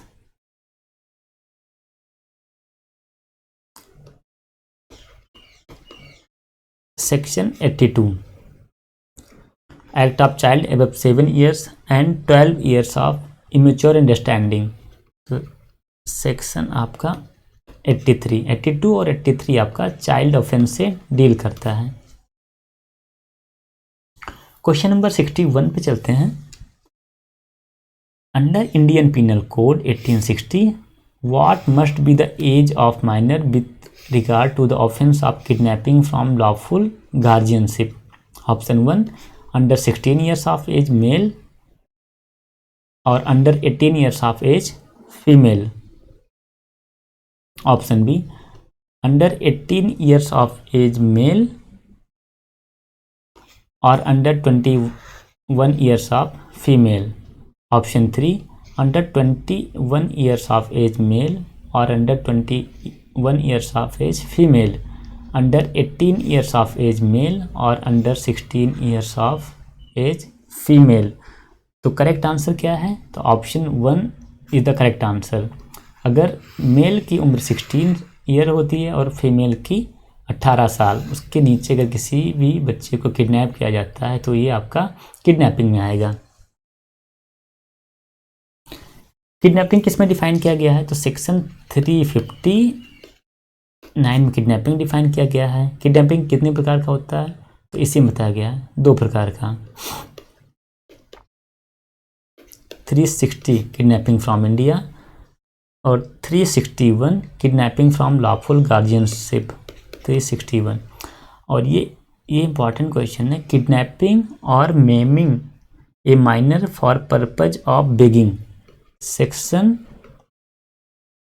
363A। Objection किस में डिफाइन किया गया है? तो आप लोग कमेंट बॉक्स में लिख के बताइए कि ऑब्जेक्शन किस सेक्शन में डिफाइन किया गया है। क्वेश्चन नंबर 62 पे हम लोग चलते हैं।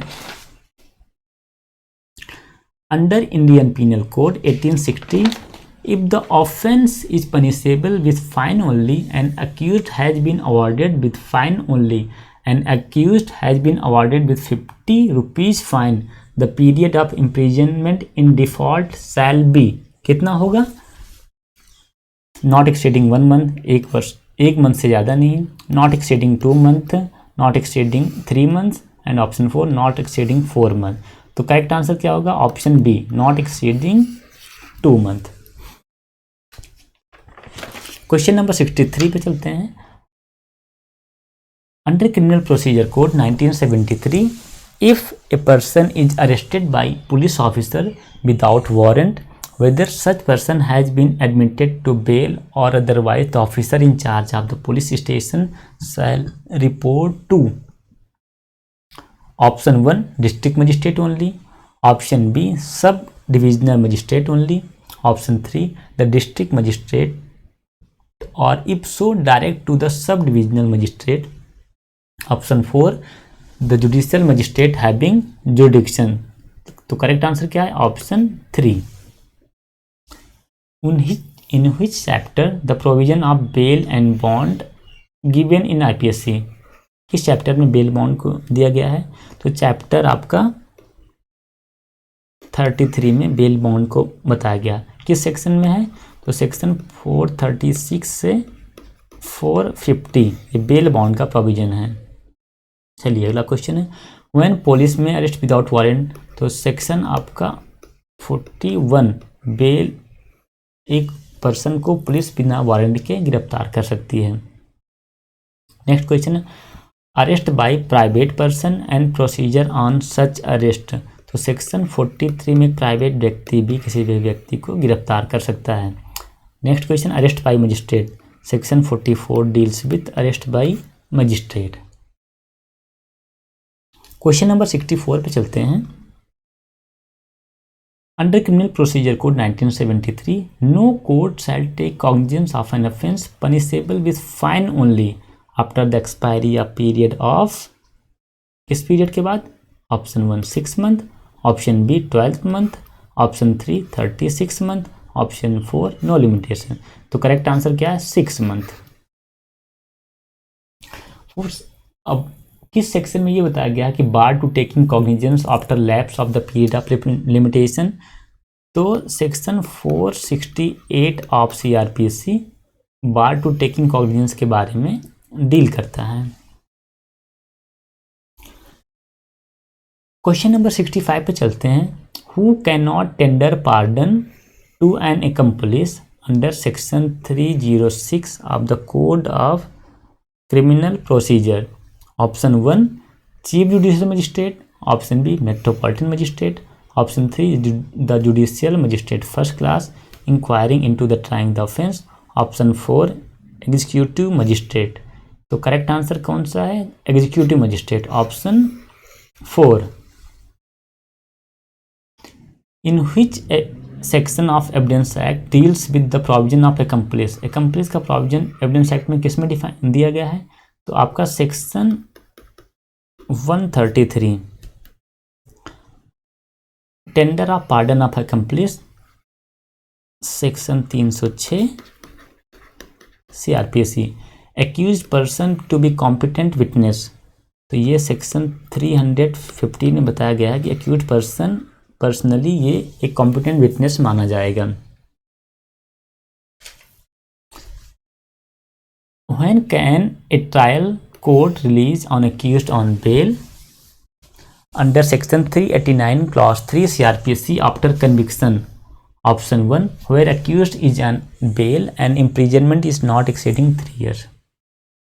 Option B where accused is on bail and imprisonment is not exceeding 5 years. Option 3 where accused is on bail and imprisonment 7 years. Option 4 है where offense is exclusively bailable whether accused is bail or not। तो correct answer क्या है? Option 1 where accused is on bail and imprisonment is not exceeding 3 years। Question number 67 है, under criminal procedure code 1973 summons case means, summons case कौन से case होते हैं? Imprisonment for a term exceeding 2 years, punishable with death, option 3 imprisonment for life, option 4 imprisonment which में extend 2 years। तो correct answer क्या है? समन case कौन से ऑफेंस होते हैं? ऑप्शन 4 इम्प्रीजनमेंट विच में एक्सटेंड टू 2 years, 2 साल तक का सजा इसमें प्रावधान किया गया है। अब सम्मन केस क्या होते हैं? तो सम्मन केस को सेक्शन 2W में बताया गया है कि means a case relating to an offence and not being a warrant case. Warrant case कौन कौन से होते हैं? तो सेक्शन 2X में बताया गया कि वारंट केस कौन कौन से होते हैं। तो वारंट केस क्या है? Relating to an offense punishable with death, imprisonment for life और imprisonment for a term exceeding 2 years। तो 2 साल से अधिक का जिसमें सजा का प्रावधान है वो वारंट केस है, और जो 2 साल से कम का सजा का प्रावधान है वो कौन सा है? सम्मन केस है। अब कॉग्निजेबल केस कौन से हैं? तो सेक्शन 2C ये बताता है कि कॉग्निजेबल कौन कौन से केस होंगे। तो according to the first schedule और under any other law police में arrest without warrant. Cognizable offense में पुलिस बिना जुडिशियल मजिस्ट्रेट के वारंट के भी गिरफ्तारी कर सकती है। तो ऐसे जो केस होते हैं उनको कॉग्निजेबल केस कहते हैं। और नॉन कॉग्निजेबल के उनको कौन से केस होंगे? तो जिसमें जिस ऑफेंस में पुलिस बिना मजिस्ट्रेट के आदेश के गिरफ्तारी नहीं करेगा। किस में डिफाइंड है? तो सेक्शन 2L में नॉन कॉग्निजेबल डिफाइन किया गया है। 155 में क्या है? Section 155 information as to non-cognizable offense and investigation of such cases। Section 156 क्या है? Police officer power to investigate cognizable case. ठीक है, चलिए अगले क्वेश्चन पे चलते हैं। Question number 68, an application filed under section 257 of CRPC is allowed so the accused will be, क्या होगा? रिलीज होगा या फिर डिस्चार्ज होगा या फिर कन्विक्टेड होगा या फिर एक्विटेड होगा। कौन सा ऑप्शन सही है? तो ऑप्शन डी एक्विट कर दिया जाएगा। सेक्शन 257 क्या है? तो सेक्शन 257 में विड्रॉल ऑफ द कंप्लेंट है। विड्रॉल ऑफ कंप्लेंट सेक्शन 257, अगर किसी कंप्लेंट को विड्रॉ कर लिया जाएगा तो उसमें जो एक्यूज्ड होगा वो क्या कर दिया जाएगा? एक्यूट कर दिया जाएगा। ये बहुत इंपॉर्टेंट क्वेश्चन है, ये याद रखिएगा ध्यान से। अब power to court to convert summons cases into warrant case.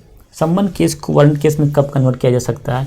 तो सेक्शन आपका 259 ऑफ CRPC 259 CRPC में बताया गया है कि सम्मन्स केस को वारंट केस में कब कन्वर्ट कर दिया जाएगा। The provision of trial of summons case by magistrate. तो सम्मन्स केस का ट्रायल किस सेक्शन में है? तो सेक्शन 251 टू 259। नेक्स्ट क्वेश्चन है, on completion of investigation the officer in charge of a police station shall forward the police report under section 173 clause 2 CRPC।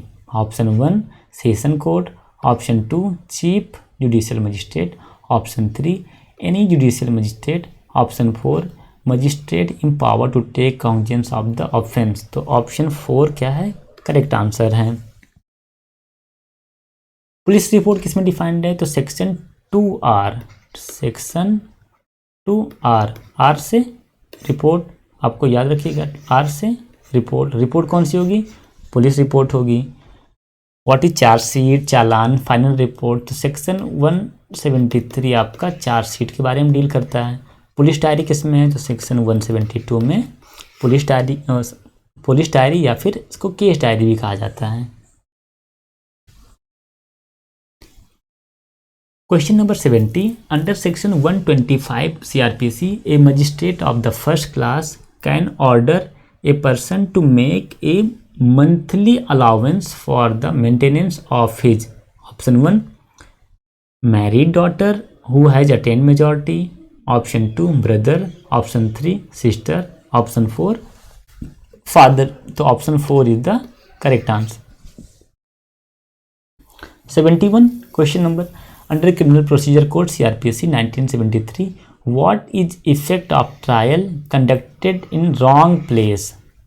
Wrong place पे अगर trial conduct किया जाए तो उसका क्या प्रभाव पड़ेगा। Option 1 vitiating itself, option 2 vitiate if caused failure of justice, option 3 seriousness has to be seen, option 4 is to be secured to session जज। तो अगर ऐसे जो ट्रायल होंगे वो क्या हो जाएंगे, विसिएट हो जाएंगे। कब, जब फेलियर ऑफ जस्टिस होगा। चलिए इंपॉर्टेंट क्वेश्चन इससे रिलेट क्या करता है, irregularities which do not vitiate the proceeding किस सेक्शन में बताया गया है। तो अगर इरेगुलरिटी जो कि विसिएट करती है प्रोसीडिंग तो सेक्शन 460 डील करता है। Irregularities which do vitiate the proceeding, इसमें डू नॉट है तो 60 है, इसमें विसिएट प्रोसीडिंग तो section 461। Proceedings in wrong place है तो सेक्शन 462 में रॉन्ग प्लेस प्रोसीडिंग बताई गई है। चलिए क्वेश्चन नंबर 72 पे चलते हैं। Under criminal procedure code 1973 where an accused may be a competent witness in his own defense on his own request in writing, option 2 on mere oral request, option 3 with the leave of the court to session, option 4 with the leave of CGM only। Correct answer क्या है, तो option 1 is the correct answer, on his own request in writing. Accused person to be a competent witness किस section में है, तो section 315 में ये बताया गया कि एक्यूज पर्सन भी एक कॉम्पिटेंट विटनेस माना जाएगा। Compounding of offences section 320। Question number 3 withdrawal from prosecution section 321 में withdrawal of the prosecution.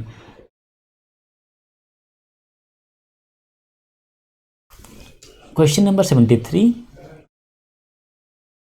In order to rebut the presumption under section 138 and 118 of Negotiable Instrument Act, accused क्या है, option 1 must prove the absence of consideration by direct evidence, option B must prove absence of consideration beyond reasonable doubt, option 3 must give some evidence in defence, option 4 में rebut the presumption on the principle of preponderance of probability। तो correct answer आपका option 4 होगा।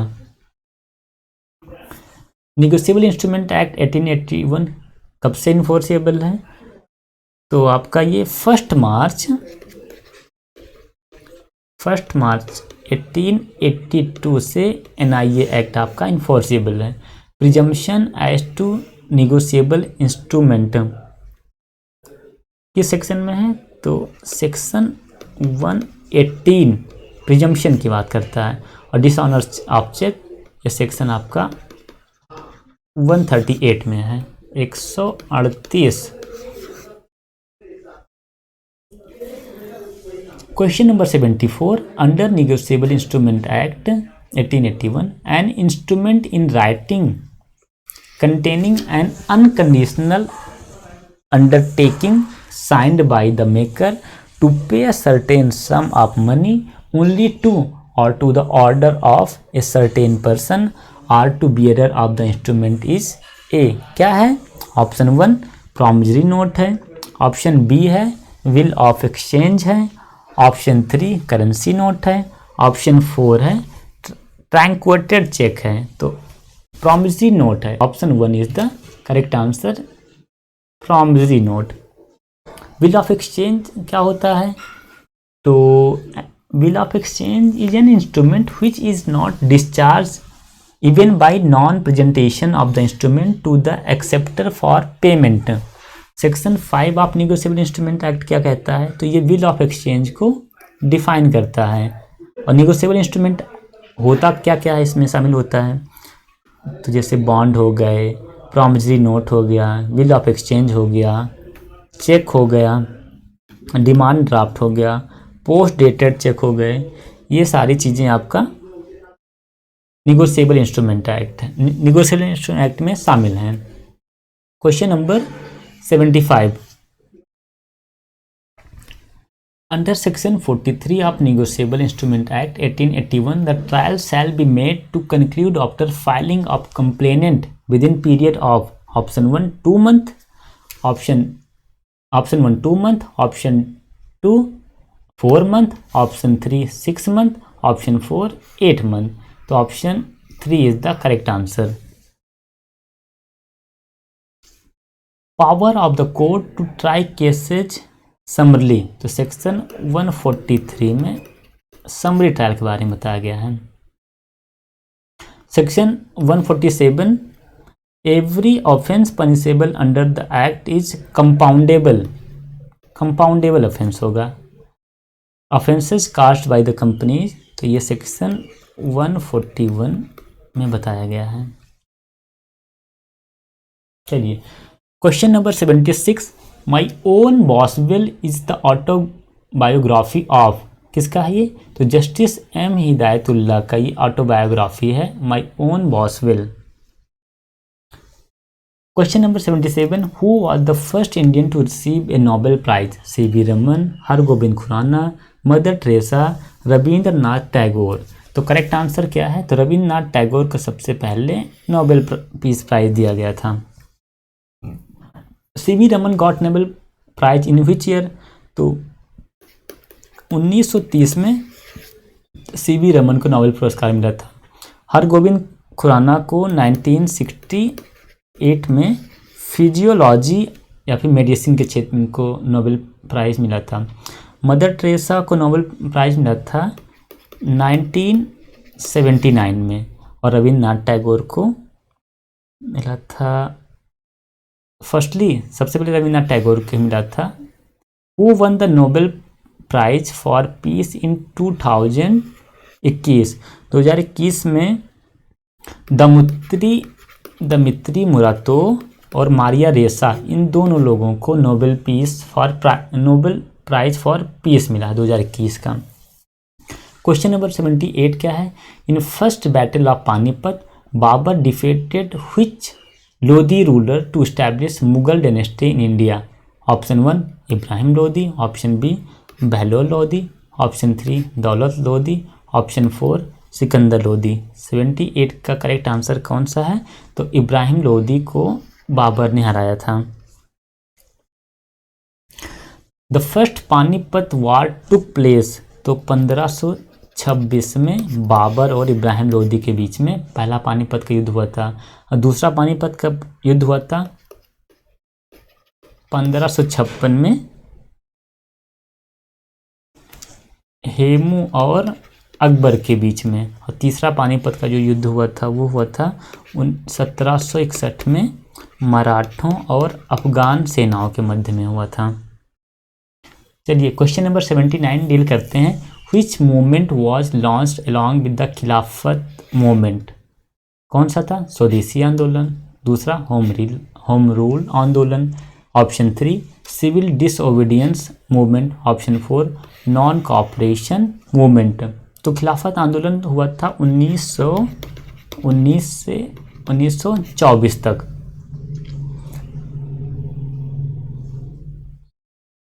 स्वदेशी आंदोलन का timing क्या था? 1919 में ये भी स्टार्ट हुआ था। खिलाफत मूवमेंट जो था 1920 में हुआ था। होम रूल जो हुआ था, होम रूल 1916 से 1918 में हुआ था। और ये आपका जो असहयोग आंदोलन था ये 1930 में हुआ था। नॉन कॉपरेशन मूवमेंट जो था 5 सितंबर 1920। तो आपका करेक्ट आंसर क्या होगा कि नॉन कॉपरेशन मूवमेंट। स्वदेशी मूवमेंट स्टार्ट फ्रॉम, तो ये आपका टाउन हॉल कोलकाता से 1905 में स्टार्ट हुआ था। सिविल डिसोबीडियंस हम बात ही कर लिए 12 मार्च 1930 में। नमक कर के विरोध में। और नॉन कॉपरेशन जो मूवमेंट है आपका ये 5 सितंबर 1920 से स्टार्ट हुआ था। क्वेश्चन नंबर 80 पे हम लोग चलते हैं। Who is the first prime minister of India who address the British parliament. तो ब्रिटिश पार्लियामेंट को उस टाइम में किसने फर्स्ट टाइम एड्रेस किया था? तो प्रधानमंत्री नरेंद्र मोदी ने। 2015 क्वेश्चन है ये। Microsoft has selected which city for its pilot project in digital India initiative? Varanasi. 82 का ऑप्शन क्वेश्चन है। Who is also known as Chanakya. Chanakya को विष्णुगुप्त के नाम से भी जाना जाता है। ये विष्णुगुप्त चंद्रगुप्त मौर्य के जो मंत्री थे। Who among the following is starting the project Loon in India? Option C Google. 84 national legal literacy day is celebrated on? Option 1 7th November, option 2 9th November, option 3 40th November and option 4 60th November. तो correct answer है 9 नवंबर को national legal literacy day celebrate किया जाता है। और 26 नवंबर को constitution day celebrate किया जाता है। How many states are India? तो इस समय 28 राज्य और 8 यूटी हैं। Question number 86 Tapti river is originated from? Tapti river कहाँ से ओरिजिनेट करती है? ऑप्शन 1 काकरी बांध, option 2 Multai, option 3 Amarkantak, option 4 Kaimur की पहाड़ी। तो Multai, option B is the correct answer. Origin of river Narmada. तो नर्मदा का ओरिजिन कहाँ से है? तो अमरकंटक मध्य प्रदेश है। और केन और बेतवा का भोपाल से है। The river Son originated from which district? Son का उद्गम स्थल अमरकंटक के अन्नूपुर डिस्ट्रिक्ट, अन्नूपुर डिस्ट्रिक्ट से इसका उद्गम स्थल है। Shipra river originated from which range? तो ये बिंद की जो पहाड़ी है, बिंद रेंज से सिप्रा रिवर निकलती है। कहाँ पर? इंदौर में सिप्रा रिवर है। Question number 87 who built the Sanchi stupa? Sanchi stupa किसने बनवाया था? तो सांची का स्तूप जो था सम्राट अशोक ने बनवाया था। ये एक बौद्ध स्मारक है। सम्राट अशोक ने इसे 3री शताब्दी में बनवाया था। Question number 88 where is the samadhi of Maharani Lakshmibai? तो महारानी लक्ष्मीबाई की समाधि कहाँ पर है? Option 1 Shivpuri, option B Mandu, option 3 Jabalpur, option 4 Gwalior. तो ग्वालियर में महारानी लक्ष्मीबाई की समाधि है। और इनका जन्म कहाँ हुआ है? बनारस में हुआ था। वाराणसी 1828 में महारानी लक्ष्मीबाई का जन्म वाराणसी में हुआ था। और 1857 की क्रांति में अंग्रेजों से लड़ी थी। Question number 89 which site is not included in world heritage site? कौन कौन से? Temple of Khajuraho, Sanchi stupa, Bhimbetka caves, option 4 marble rocks Jabalpur. तो ये अभी तक ये वर्ल्ड हेरिटेज साइट में इसको शामिल नहीं किया गया है। Total world heritage sites in India. तो इस समय भारत में 40 वर्ल्ड हेरिटेज साइट हैं। 32 कल्चरल हैं, 7 नेचुरल हैं और 1 है मिक्स्ड हेरिटेज साइट है, cultural as well as natural. First site inscribed in which year? तो किस साल सबसे पहला वर्ल्ड हेरिटेज साइट किसको डिक्लेयर किया गया था? तो अजंता एलोरा की जो गुफाएं हैं और आगरा का किला, ताजमहल, ये 1983 में इनको पहला वर्ल्ड हेरिटेज साइट डिक्लेयर किया गया था। The name of mixed world heritage site? तो कंचनजंगा कहाँ पर है? सिक्किम है। ये अकेला ऐसा है जो ये मिक्स्ड हेरिटेज साइट है, Sikkim, Kanchenjunga. The latest site कौन कौन सी है? तो 40वां वर्ल्ड हेरिटेज साइट है धौलावीरा जो है गुजरात में। और 39वां कौन सा है? रामप्पा मंदिर। रामप्पा मंदिर ये 39वां वर्ल्ड हेरिटेज साइट है, 39। चलिए क्वेश्चन नंबर 90 पे चलते हैं। In which district of MP birth place of Chandrashekhar Azad is situated? तो अली राजपुर में 23 जुलाई 1906 को चंद्रशेखर आजाद का जन्म होता है।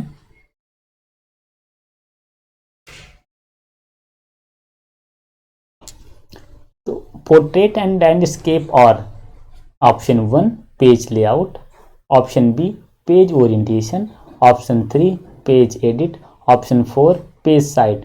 तो पेज ओरिएंटेशन किसमें होता है? तो पोर्ट्रेट और लैंडस्केप पेज ओरिएंटेशन का एक हिस्सा है। Question number 92, binary language consist of 2 digit, 3 digit, 4 digit and option 4 10 digit. तो बाइनरी लैंग्वेज किसने का होगा? 2 डिजिट का होगा। Question number 93, which one of the following is not an operating system? Option 1 Ubuntu, option 3 Windows, option 3 Linux and option 4 word processor. तो word processor is not an operating system.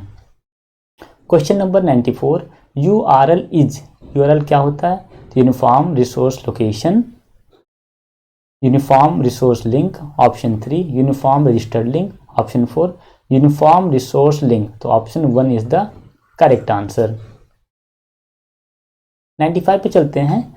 Which one work as an output and input device? Option 1 modem, option 2 scanner, option 3 mouse, option 4 monitor. तो modem is an output and input device, दोनों होता है। A man who has committing such an, option 1 crime must get the most severe punishment. Option 1 unworthy, option B injurious, option 3 uncharitable, option 4 abominable. तो ये correct answer क्या है? 96 का option 4। Question number 97, select the word which is most nearly the same in meaning the word defiance. क्या है? Insult, denial, degradation, option 4 resistance. तो option 4 is the correct answer, resistance.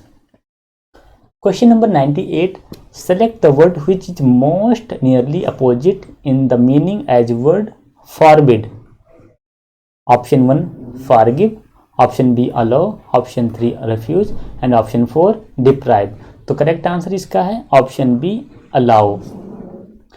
Question number 99, I did not space TV last night. क्या होगा? Not watched, option B watch, option 3 watching, option 4 watch. तो इसका correct answer होगा option 2 watch. I did not watch TV last night. चलिए last question है इस video का, question number 100, I think I have got a cold, I can not stop. Option 1 sneeze, option B sneezing, option 3 to sneeze and option 4 sneezing. तो correct answer option 4 होगा। चलिए इस तरह MP judiciary के 2015 का प्रीवियस क्वेश्चन पेपर हम लोगों ने सॉल्व कर लिया। अब नेक्स्ट क्वेश्चन पेपर बहुत जल्द हम लेके आएंगे और इसके साथ में जो प्रीवियस ईयर के साथ साथ में मॉक टेस्ट की जो सीरीज है ये भी स्टार्ट करेंगे। तो आपके प्रीलिम्स एग्ज़ाम होने के पहले 2015 से लेके 2021 तक जितने पीटी के एग्ज़ाम हुए हैं उन सबको हम कवर करेंगे और कोशिश करेंगे कम से कम 4 से 5 आपका मॉक टेस्ट हम करवाएं। चलिए थैंक यू सो मच, आप सभी का बहुत बहुत धन्यवाद।